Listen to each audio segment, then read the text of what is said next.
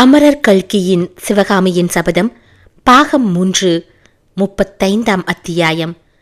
கலங்கிய குளம். ஆஹா, அந்த பழைய தாமரை தடாகம்தானா இது? சிவகாமியும் தானும் எத்தனையோ இன்பமான தினங்களை கழித்த குளக்கரைதானா இது?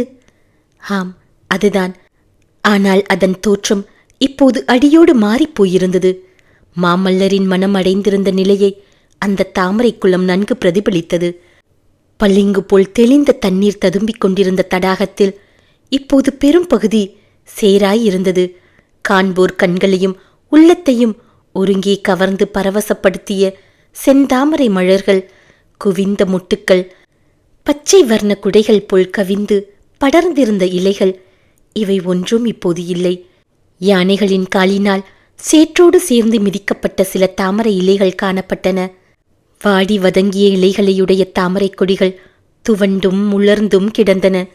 குளக்கரையில் தழைத்து செழித்திருந்த விருட்சங்களின் கிளைகள் முறிக்கப்பட்டு பாதி மொட்டையாக காணப்பட்டன.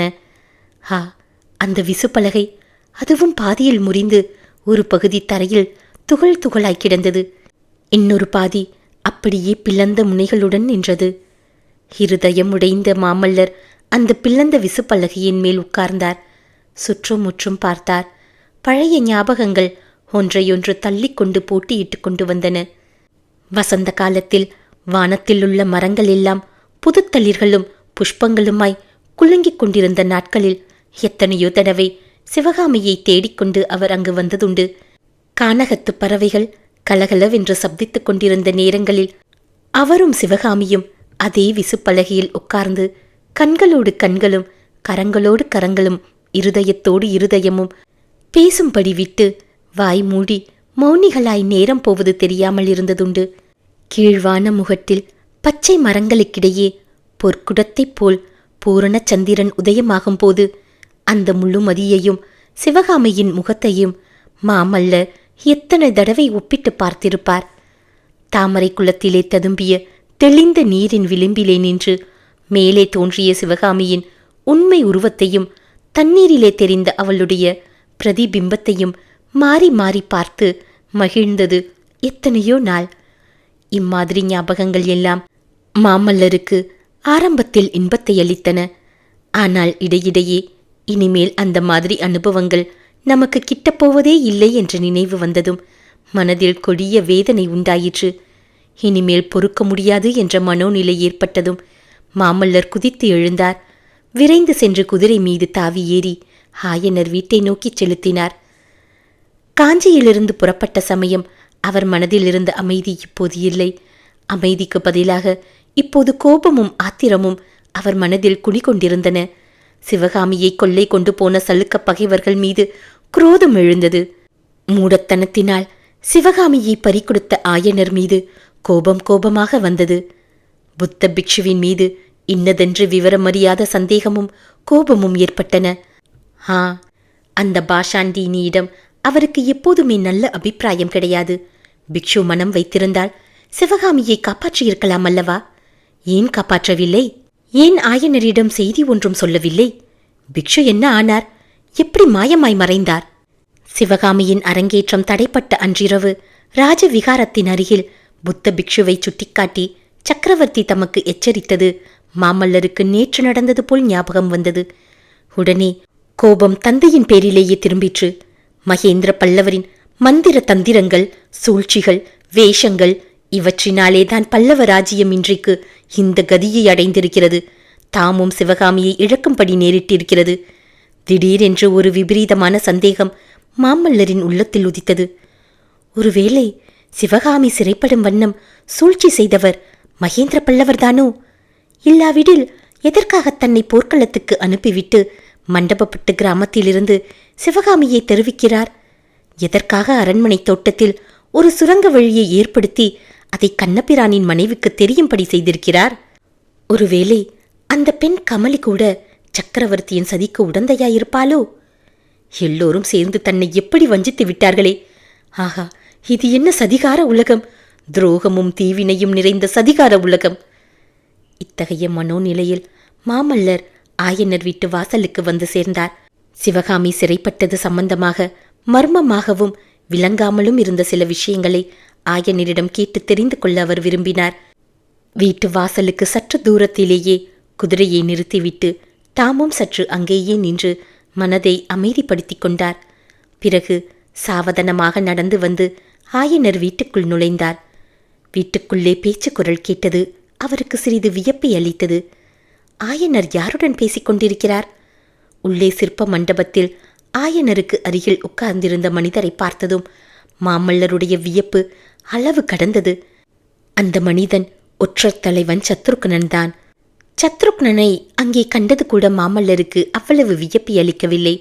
சத்ருக்னுடைய முகத்தை பார்த்ததும் பளிச்சென்று இன்னொரு முகம் ஞாபகத்துக்கு வந்தது. அப்படி ஞாபகத்துக்கு வந்த முகம் சற்று முன்னால் காட்டுப்பாதையில் அவர் பார்த்த பெண்ணின் முகமேதான். என்ன அதிசயமான ஒற்றுமை! ஒருவேளை சத்ருக்னுடைய தங்கை அல்லது தமக்கையோ அவள்? அல்லது ஒருவேளை இவனே? சந்தேகம் தோன்றிய ஒரு கணத்துக்குள்ளேயே அது தீர்ந்து விட்டது.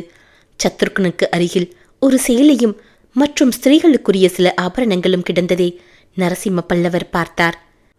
35ஆம் அத்தியாயம் நிறைவு பெற்றது.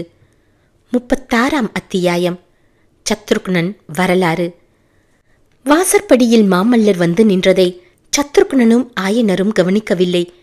அவ்வளவுக்கு தங்களுடைய பேச்சில் அவர்கள் ஆழ்ந்திருந்தார்கள். மண்டபத்துக்குள்ளே மாமல்லர் பிரவேசித்ததும் இருவரும் ஏக காலத்தில் நிமிர்ந்து பார்த்தார்கள். சத்ருக்னன் சற்றென்று எழுந்து நின்று பிரபு என்றான். மேலே ஒன்றும் சொல்ல முடியாமல் அவன் திகைத்தான். ஆயனரோ முகத்தில் உற்சாகமும் குதூகலமும் ததும்ப சாய்ந்து படுத்திருந்தவர் நிமிர்ந்து எழுந்து உட்கார்ந்து, பிரபு வாருங்கள் வாருங்கள், தங்களைத்தான் இப்போது நினைத்து கொண்டிருந்தேன். சத்ருக்னன் நல்ல செய்தி கொண்டு வந்திருக்கிறான். குழந்தை சிவகாமி உயிரோடு சௌக்கியமாயிருக்கிறாளாம் என்றார். இதை கேட்ட மாமல்லரின் தலை சுழல்வது போலிருந்தது. ஆயனருக்கு அருகில் வந்து நின்று சத்ருக்னனை ஏறிட்டு பார்த்த வண்ணம், சத்ருக்னா, இது உண்மைதானா என்று கேட்டார்.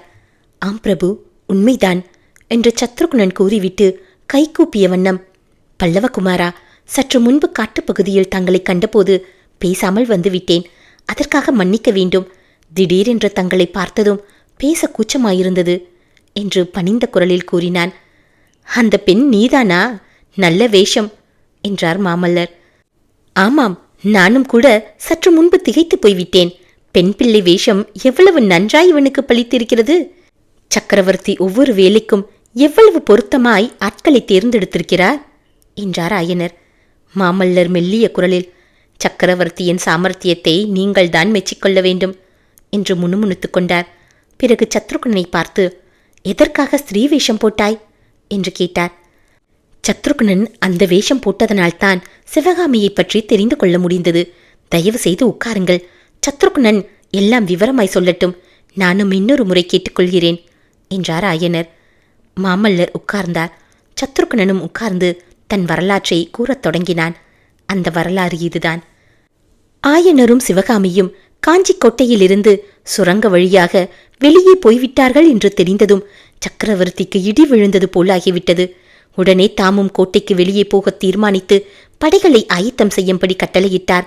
பிறகு என்னை தனியாக கூப்பிட்டு, சத்ருகனா, நீ இதுவரையில் பல்லவ சாம்ராஜ்யத்துக்கு எத்தனையோ சேவைகள் செய்திருக்கிறாய். ஆனால் அவை எல்லாவற்றையும் காட்டிலும் முக்கியமான சேவை இப்போது செய்ய வேண்டும். மாமல்லன் மட்டும் இப்போது இங்கிருந்தால் நானே அந்த வேலையை மேற்கொள்வேன். பல்லவ குலத்தின் மானத்தை காப்பதற்காக நான் இப்போது போருக்கு புறப்பட வேண்டி இருக்கிறது. சிவகாமியை கண்டுபிடித்து அவளை திருப்பிக் கொண்டு வரும் வேலையை உன்னிடம் ஒப்படைக்கிறேன். சிவகாமியை மீட்டுக் கொண்டு வர முடியாவிட்டால் அவளை பத்திரமாக பாதுகாக்க வேண்டும் என்று கட்டளையிட்டார். இதை கேட்டு நான் திகைத்து போனேன். பிரபு, சிவகாமி அம்மை சலுக்கியரிடம் சிறைப்பட்டிருப்பதால் தன்னந்தனியாக நான் என்ன செய்வேன் என்றேன். கஷ்டமான காரியமானபடியால் தான் உன்னிடம் ஒப்படைக்கிறேன் சத்ருகனா. நீ இதுவரையில் எத்தனையோ வேஷங்கள் போட்டிருக்கிறாய். அவை எல்லாவற்றையும் விட உனக்கு நன்றாக பலிக்கக்கூடிய வேஷம் ஒன்று இருக்கிறது. அது பெண் வேஷந்தான் என்றார். சக்கரவர்த்தியின் கருத்தை நான் உடனே தெரிந்து கொண்டேன். சற்று முன் பார்த்தீர்களே, அம்மாதிரி வேஷம் தரித்து கொண்டு காஞ்சியை விட்டு கிளம்பி முதலில் இந்த வீட்டுக்கு வந்து சேர்ந்தேன். நான் வரும் சமயத்திலேதான் இவரை சம்மரணையற்ற நிலையில் இந்த வீட்டுக்குள்ளே கொண்டு வந்தார்கள். இவரோடு சிவகாமி தேவி வரவில்லை. எனவே தேவி சலுக்கரிடம் சிறைப்பட்டுத்தான் இருக்க வேண்டும் என்று தீர்மானித்துக் கொண்டு புறப்பட்டேன். காஞ்சிக்கோட்டையை சுற்றி சென்றேன். சலுக்க ராட்சதர்களின் கூக்குரல் கேட்ட இடங்களிலெல்லாம் மறைந்திருந்து கவனித்தேன். கடைசியில் காஞ்சிக்கு வடமேற்கே ஒரு பெரிய சலுக்கர் படை வடதிசையை நோக்கி புறப்பட்டு கொண்டிருப்பதைக் கண்டேன். அந்த பெருங்கும்பலுக்கு மத்தியிலிருந்து ஸ்திரீகள் புலம்பி அழும் சத்தம் வந்து கொண்டிருந்தது. இன்னும் அருகில் சென்று பார்த்தபோது அவ்வாறு ஓலமிட்ட ஸ்திரீகள் நம் கிராமங்களில் சிறைப்பிடிக்கப்பட்டவர்கள் என்று தெரிந்தது. அந்த பெண்களுக்கு நடுவே பல்லக்கு ஒன்றும் காணப்பட்டது. அதில் இருந்தவர் சிவகாமி தேவிதான் என்று தெரிந்து கொண்டேன். சற்று நேரத்திற்கெல்லாம் நான் தலைவிரி கோலமாய் ஓ என்று ஓலமிட்டு கொண்டு அந்த படையை நோக்கி ஓடினேன். பின்னால் என்னை யாரோ துரத்து வருவது போல் பாசாங்கு செய்து திரும்பி திரும்பி பார்த்து கொண்டு ஓடினேன். சலுக்கர்கள் வந்தாயா வா என்று பரிகாச குரலில் கூறிக்கொண்டு என்னை அழைத்து போய் மற்ற சிறைப்பிடிக்கப்பட்ட பெண்களுடனே சேர்த்து விட்டார்கள். சற்று நேரம் மற்ற பெண்களைப் போல் நானும் ஓலமிட்டு கொண்டிருந்தேன்.